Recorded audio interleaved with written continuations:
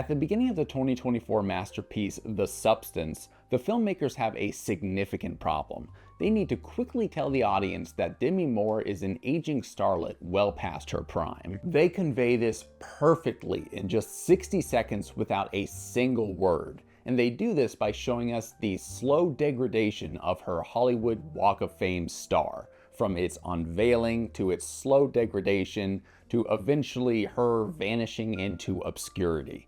This is brilliant, concise, and within 60 seconds, without saying anything, I, the viewer, could say, okay, I get it. So could someone tell me why, in the year of our Lord 2025, in the most visually enticing medium in the history of entertainment, we have games like Final Fantasy doing 20-minute long exposition dumps in a shot reverse shot when talking to a character, or games like Death Stranding having you go through hundreds of audio logs in order to understand the lore of the game. And you can't even listen to these audio logs while you're traversing the barren open world. You have to sit down, click an audio log, and just sit in front of your TV to hear someone dump exposition on you. Now, video game storytelling is rooted in technological limitations. Back when I was a wee lad and games looked like this, you couldn't exactly have visually enticing elements when you're telling a story. Sure, you could have a cutscene of Pac-Man and Miss Pac-Man chasing themselves around because they're horny for some reason, but you couldn't really tell a visually enticing story with deep lore. Now, that was fine for the time and it worked great for the era, but games don't look like this anymore. They look like this. And you're telling me that in this era of hyper-realism, we still have to resort to boring exposition? And you're telling me that in this modern era, we still have to rely on storytelling techniques that were prevalent decades ago? I think that's a bunch of baloney brought on by lazy game design, and it's ridiculous that this is still the norm in so many different games. Now, I'm not one of those weird kids that has no attention span and can't focus on something going on without like a Minecraft jumping video next to Ashley Williams telling me about her boring family and her background.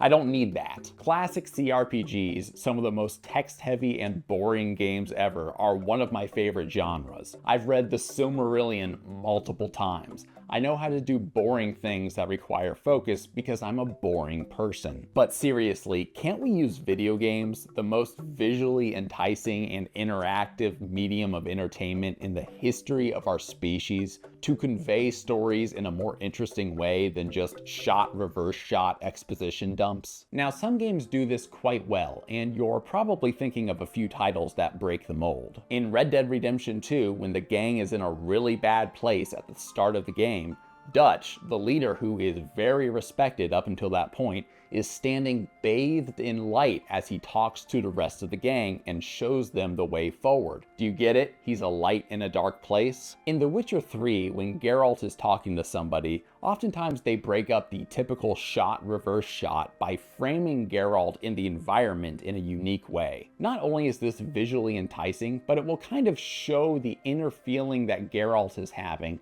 by reflecting it in the environment. In God of War 2018, when Kratos is accepting that there is a monster within him that he can't completely get rid of, he goes on this beautiful visual journey down this long, dark river. Oh, and then the Blades of Chaos were hiding under the house the whole time, which is a fantastic visual metaphor for how he tried to hide his old self under his new self that he was building up. Great work, God of War 2018 team. You guys get the award for least lazy storytelling of the year. You earned it. But for every game that properly employs visual storytelling, there are mountains of titles that don't. Look, Baldur's Gate 3 is one of my favorite games of all time, but when I'm walking around my camp talking to my companions for an hour and the only visual flair I have is Lae'zel's midriff, I'm starting to think that maybe there's a better way for us to visually tell some of these characters' fantastic stories. Like, do you remember the opening of Lord of the Rings, The Fellowship of the Ring, where it condenses thousands of pages of history into a few key lines with beautiful visuals? If this was a modern AAA game, that would probably take the form of a shot reverse shot conversation with Frodo and Galadriel that would take 35 minutes at least. As I said before, there are some exceptions to this norm, but mostly we see innovation coming on the indie games front. Games like Inside or Braid rely entirely on visuals to set the mood, and for the eagle-eyed gamer who can really pay close attention, they actually provide stories with as much depth and uniqueness as any AAA game. Animal Well, Limbo, The Outer Wilds, Cocoon, all these games use visuals to tell their stories in a fantastic way, and they realize that they're part of a visual medium. But these games are usually made by like 2 or 3 people, and you're telling me that these massive 100 or 1,000 man operations that are funded by millions or billions of dollars can't use visuals to tell their stories in enticing ways? Horizon Zero Dawn, shot, reverse shot. Fallout 4, shot, reverse shot. Every fucking Assassin's Creed game, shot, reverse shot. You're telling me we can make games with dynamic weather systems, highly unique quests, and horse testicles that sag in the heat and retract in the cold, but we can't actually have quests or conversations with people that don't devolve into just 2 people sitting on a couch and talking to each other? While it would be a huge pain in the ass to make every single conversation with an NPC visually enticing, that's not what I'm asking for here. At the very least, all I'm asking for is just a little bit of forethought into blocking and business. See, if you took an intro to film class like me in college and you think you're smarter than you really are, you know that blocking and business are quintessential to any scene. Blocking is where you put a character in a scene, and business is what you have them do. Like if you want them to do a little dance, can you do a little dance? See, in this scene from Fellowship of the Ring, you have Bilbo moving around the table. That's his blocking. And his business is that he's serving Gandalf tea. Now this seems like just something that seems obvious when you're doing a scene, but why is it then that my favorite disappointment child, Bethesda, in every single one of their games has me just standing and talking and not moving at all to this weird stoic character like this is Elder Scrolls Morrowind? You're telling me in 20 years you can't do something a little bit more interesting? Ugh. It's just that video games can do so many things better than other mediums of entertainment. Their interactive nature means that you, the player, can feel unique emotions that other mediums can't really convey. If you're playing an RPG and you make a choice, you can feel pride in that choice or regret in the outcome of the choice. They can depict beautiful worlds beyond our wildest imaginations in ways that I can't really find the right words to convey. They offer all of this and more at a price point so comically low, it's ridiculously easy to get into this medium. So why, for the love of God, can they not innovate on one of the most bare basics when it comes to visual storytelling? Why is it studios with millions or billions of dollars in their war chest can't spend a little bit more time and effort to make sure that when characters are talking or information is being conveyed, it's done so in an interesting way? There are some amazing story-focused games coming out in 2025, like Ghosts of Yotai, Death Stranding 2, Kingdom Come Deliverance 2, Grand Theft Auto 6.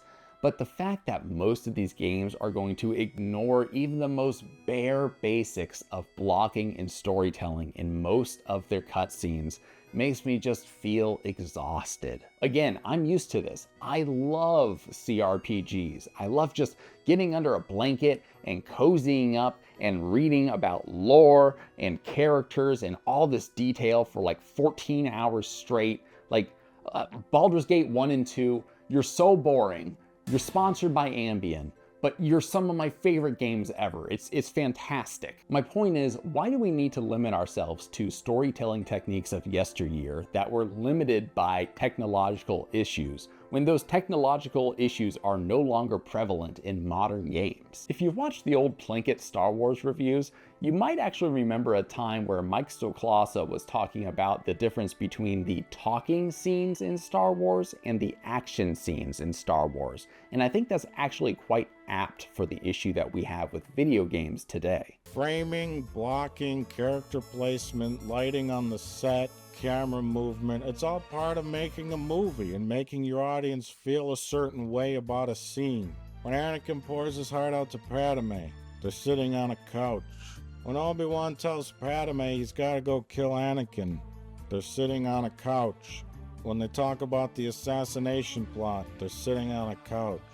Sitting on a couch, sitting on a couch, talking in a room, sitting at a booth in a diner, talking in shot, reverse shot, sitting at a table, walking somewhere, walking in a room, walking and talking, standing and talking in a room, talking in an elevator. It's usually just 2 characters or sometimes 3 characters. And they're always talking and sitting. I actually think this is the exact same issue many modern games have. You have the story parts of the game and the action parts of the game.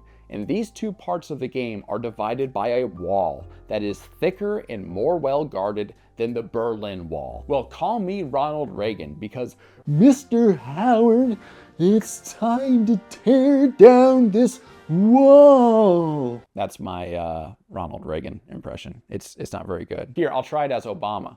Mr. Gorbachev, this wall has stood up for too long. It's time to tear down this wall. I want to see games better incorporate visuals into their storytelling and stop relying on some of the old standards for storytelling that were abundant 20 and 30 years ago. I think it's well past the time for us to set aside ancient storytelling techniques and embrace the visual flair that the modern video game landscape offers. I mean, just look at a conversation from Skyrim and compare it to a conversation in Cyberpunk.